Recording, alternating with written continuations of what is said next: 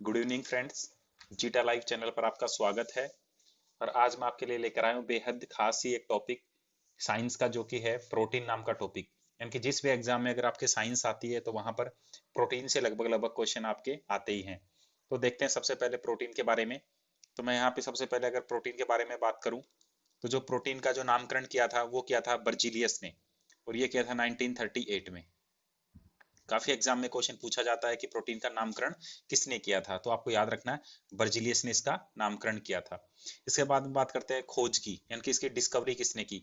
तो जो प्रोटीन है इसकी डिस्कवरी की है उसका नाम है गेराइडर्स जोहनिन्स। गेराइडर्स जोहनिन्स, ये आपको याद रखना है इसकी खोज करने वाला। अगली बात करते हैं कि प्रोटीन हमारे मानव शरीर में करता क्या है। तो प्रोटीन जो है ये मानव शरीर की वृद्धि और शरीर के जो मरुमत के लिए आवश्यक होता है। यानी कि अपना जो शरीर बढ़ता है वो किससे बढ़ता है, प्रोटीन। जब भी लोग फ्रेंड्स आप देखते होंगे कि जो भी लोग जिम वगैरह जाते हैं, जिनको बॉडी बिल्डिंग का शौक वगैरह होता है, वो लोग किसका क्या लेते हैं ज्यादातर, प्रोटीन लेते हैं। क्योंकि उनको क्या चाहिए, उनके शरीर की उनको वृद्धि ज्यादा करनी होती है। और दूसरी बात शरीर की मरम्मत, यानी कि जब भी अपने शरीर में कभी चोट वगैरह लग जाए तो उसमें कौन सी चीज सहायक होगी, प्रोटीन उसमें सहायक होगा। नेक्स्ट देखते हैं प्रोटीन जो है। अब देखते हैं कि जो प्रोटीन की संरचना है इसके बारे में बात करते हैं। तो प्रोटीन में सर्वाधिक मात्रा किसकी पाई जाती है, कार्बन की पाई जाती है, जो कि अप्रोक्सीमेट 50% के लगभग है। ये सभी मात्राएं यहाँ पर लगभग में है। इसके बाद में बात करते हैं ऑक्सीजन की। तो ऑक्सीजन इसमें 21% पाया जाता है, नाइट्रोजन इसमें 13%, हाइड्रोजन लगभग 7% और सल्फर इसमें सबसे कम 0.5 से लेकर 7% के लगभग होता है। तो यहाँ से भी कई बार यूपीएससी वगैरह में इसमें क्वेश्चन पूछे गए हैं कि प्रोटीन में सल्फर की मात्रा लगभग कितने प्रतिशत होती है। तो वहां पे अगर आपको 5% दिया हो तो भी ठीक है, और 7% दिया हो तो भी ठीक है। ये सभी मात्राएं यहाँ पर लगभग में दी हुई है। नेक्स्ट अगर हम बात करते हैं, प्रोटीन मुख्यतः अमीनो अम्लों से मिलकर बना होता है। यानी कि जो प्रोटीन की संरचना है वो मुख्यतः किससे मिलकर बनी होती है, एमिनो अम्लों से मिलकर बनी होती है।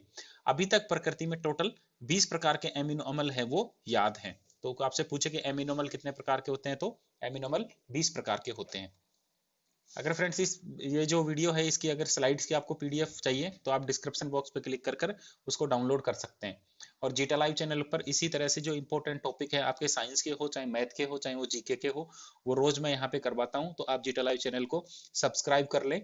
और अगर आपको ये वीडियो अच्छा लग रहा है तो आप इसको लाइक कर दें और अपने दूसरे फ्रेंड्स में भी इसको शेयर कर दें, जिससे उनको भी इसका फायदा मिल सके। नेक्स्ट अगर अपने से बात करते हैं, एमिनो अम्ल होते हैं ये रंगहीन होते हैं, यानी कि ये कलरलेस होते हैं, इनका कोई भी कलर नहीं होता। स्वाद में कैसे होंगे एमिनो अम्ल, स्वाद में मीठे होंगे और जल में क्या होते हैं, घुलनशील होते हैं। हाँ, ये भी आपको याद रखनी है। और दूसरी इनकी स्ट्रक्चर कैसी होती है, इनकी क्रिस्टल स्ट्रक्चर होती है, यानी कि ये क्या होंगे, सॉलिड टाइप के होंगे। इनकी स्ट्रक्चर कैसी होगी, क्रिस्टल स्ट्रक्चर। आगे बात करते हैं एमिनो अम्ल की संरचना कैसी होगी। तो ये बताएंगे, अगर आपको क्रिस्टल स्ट्रक्चर है तो आपने पढ़ा होगा, यानी कि चतुष्फलकीय, पंचफलकीय या फिर अष्टफलकीय। तो इनकी जो संरचना होती है वो कैसी होती है, चतुष्फलकीय इनकी संरचना होती है। नेक्स्ट पर बात करते हैं प्रोटीन होते हैं। अगर आपसे पूछे ये अम्लीय होते हैं, क्षारीय होते हैं या फिर न्यूट्रल होते हैं, तो आपको याद रखना है प्रोटीन की प्रवृत्ति होती है वो कैसी होती है, क्षारीय। इंग्लिश में इसको बेस बोलते हैं। और बेस की जो आपको याद रखनी है, पीएच कहां से होती है, 7 से लेकर 14 तक किसकी होती है, बेस यानी कि क्षार की पीएच होती है। और जो अम्ल होते हैं, अम्ल की पीएच की मैं बात करूं तो वो 0 से लेके 7 तक होती है। यानी कि 7 से कम होगी। 7 आता है, ये किस में आता है, ये न्यूट्रल में आता है। 7 क्या होते हैं, न्यूट्रल होते हैं। अगली बात करते हैं प्रोटीन में कौन सा बॉन्ड पाया जाता है। तो प्रोटीन में पेप्टाइड बॉन्ड पाया जाता है। आगे बात करते हैं, देखिए मानव शरीर या फिर जितने भी तत्वों से मिलकर हमारा शरीर बना होता है उनमें सबसे ज्यादा विलायक तत्व क्या होता है, प्रोटीन होता है। क्योंकि प्रोटीन जल्दी से सभी चीजों में घुल जाता है। जैसे मैं बात करूं मानव शरीर किसी चीज से मिलकर बना होता है तो आपको पता होना चाहिए, वसा से मिलकर बना होता है, प्रोटीन इंपॉर्टेंट है इसमें, कार्बोहाइड्रेट इंपॉर्टेंट है इसमें। तो उनमें सबसे ज्यादा जो विलायक तत्व है वो क्या है, वो प्रोटीन है। अगली बात करते हैं, देखिए जो सजीव कोशिकाएं होती हैं उनमें सर्वाधिक पानी की मात्रा पाई जाती है। और जो अगर मनुष्य शरीर की मृत कोशिकाएं होंगी तो उसमें सबसे ज्यादा प्रोटीन की मात्रा पाई जाती है। ये भी कई बार एग्जाम में क्वेश्चन पूछा हुआ है कि मृत कोशिकाओं में सर्वाधिक कौन सा पदार्थ पाया जाता है, तो आपको याद रखना है वो प्रोटीन होता है। आगे बात करते हैं, अब कुछ प्रकार के स्पेशल प्रकार के जो प्रोटीन होते हैं ये किस किस में पाए जाते हैं। तो मैं सबसे पहले बात करूंगा, जो मकड़ी के जाले होते हैं उसमें कौन सा प्रोटीन पाया जाता है। तो मकड़ी के जालों में आपको याद रखना है फाइब्रोजन नाम का प्रोटीन पाया जाता है। अगली बात करते हैं अंडों में। तो अंडों में जो प्रोटीन पाया जाता है उसका नाम है ग्लोबुलिन, ग्लोबोयुलिन।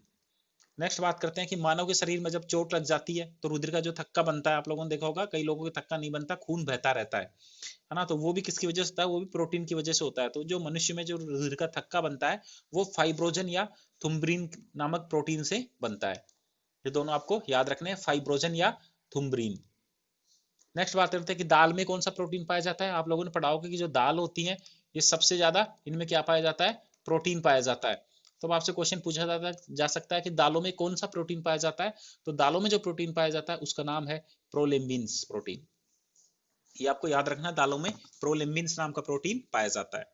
आगे मैं बात करूं, गेहूं और चावल जो होते हैं, है ना, इनमें कौन सा प्रोटीन पाया जाता है। तो इनमें ग्लूटेलिन नाम का प्रोटीन पाया जाता है। आगे बात करते हैं, आपने देखा होगा कि यानी कि जो कोशिकाएं होती हैं, कोशिकाओं का सबसे इंपॉर्टेंट या कोशिकाओं का जो पावर हाउस बोलते थे वो किसको कहते थे, माइटोकॉन्ड्रिया को कहते हैं, कोशिका का पावर हाउस। ये भी साइंस का क्वेश्चन है।